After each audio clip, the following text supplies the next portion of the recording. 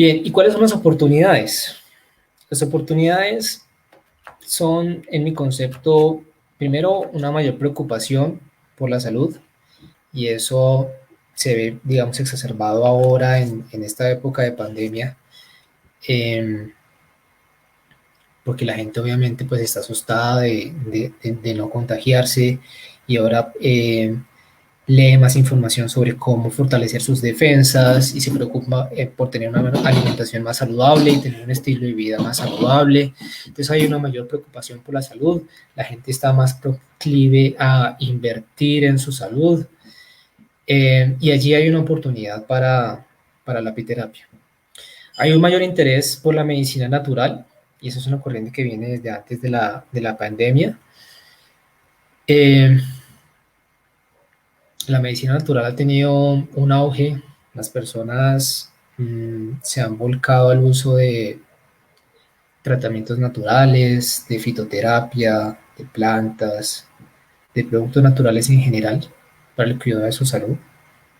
Y hay una oportunidad excelente para la apiterapia, que es considerada pues una medicina natural dentro del imaginario popular, y los productos que se utilizan pues son productos naturales. Eh, Otra oportunidad pues es que ha venido en aumento eh, la prevalencia de enfermedades crónicas y degenerativas. Y en ese aspecto la apiterapia pues eh, tiene una tiene cabida, porque una de las principales indicaciones que tiene precisamente la apiterapia es el manejo de enfermedades crónicas y degenerativas. Es un tratamiento excelente para el manejo del dolor y la inflamación, es decir, de los síntomas, pero al mismo tiempo es un tratamiento muy bueno para prevenir el avance de estas enfermedades. Y esto es clave, porque en la mayoría de estas enfermedades no podemos hablar de cura, pero sí podemos por lo menos hablar de control. Y pocos son los tratamientos, tanto alternativos como alopáticos, que pueden decir que pueden controlar el avance degenerativo de la enfermedad. Los mecanismos de acción que tiene la apiterapia son mecanismos realmente que permiten controlar el avance degenerativo, porque tiene incidencia en, en, en esos mecanismos que causan el daño progresivo. Es decir, tiene incidencia en el envejecimiento prematuro de las células, de los tejidos, tiene incidencia en la inflamación crónica, tiene incidencia en la oxidación de los tejidos, eh, tiene incidencia en el desorden inmunitario, es decir, en las enfermedades, por ejemplo, autoinmunes. Y todo eso hace que en conjunto permita controlar el avance de la enfermedad. Y finalmente, el envejecimiento de la población. Eh, Allí se genera también una oportunidad para la apiterapia, pues porque con la edad también vienen las enfermedades crónicas y degenerativas. Eh, y con la edad también viene cuidado especial que se debe tener el organismo para prevenir enfermedades que pueden ser graves para la persona. Entonces, obviamente las personas de edad, los adultos mayores, invierten más en su salud porque tienen más enfermedades, porque acarrean ya la carga de una enfermedad crónica desde hace muchos años. Y ahí la apiterapia funciona no solamente para el tratamiento, sino para la prevención. Bien, y aquí pasamos a la segunda parte, que son las adaptaciones a la presión evolutiva.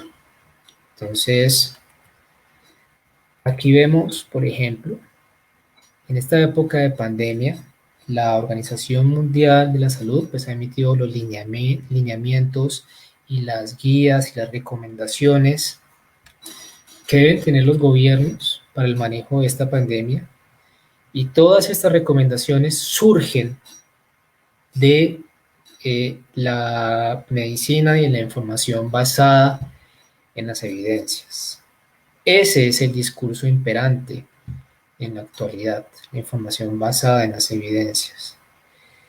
Eh, Vemos, por ejemplo, que las investigaciones para el desarrollo de los medicamentos obviamente tienen que seguir el discurso positivista de las evidencias, que pasa por la fase 1, la fase 2, la fase 3 del desarrollo de los medicamentos.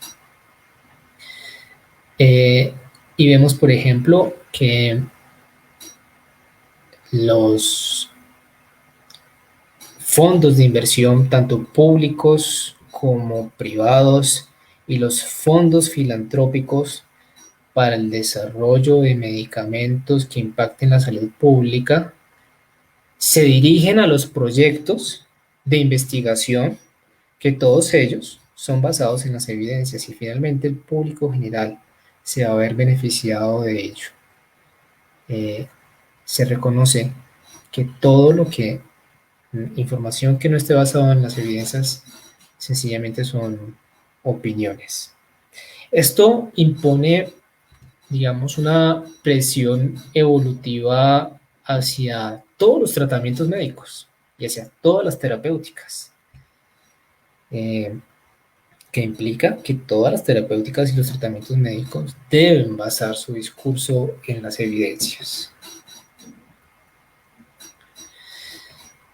Y vemos cómo las personas en este momento depositan la confianza y buscan información proveniente de los epidemiólogos, de los médicos, de los científicos, y son en este momento para el público general el referente,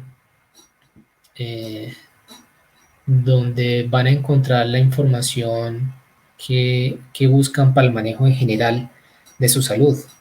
Entonces, como yo he dicho anteriormente, pues en este momento son los investigadores, los científicos, los médicos, en especial los médicos epidemiólogos, quienes tienen un gran protagonismo, y generan una presión evolutiva en el sentido de que se debe transmitir de la forma más responsable posible toda información sobre los tratamientos médicos.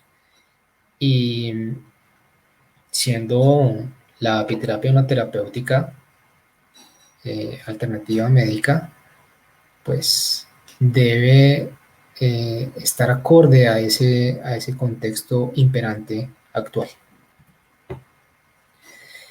Y en ese orden de ideas, pues revisemos cuál es, digamos, la pirámide de la evidencia o los grados de comprobación de la información. Vemos que en la base de esta pirámide se encuentra la evidencia, digamos, más débil o menos sólida que se puede generar, que son, por ejemplo, las editoriales o las opiniones de expertos.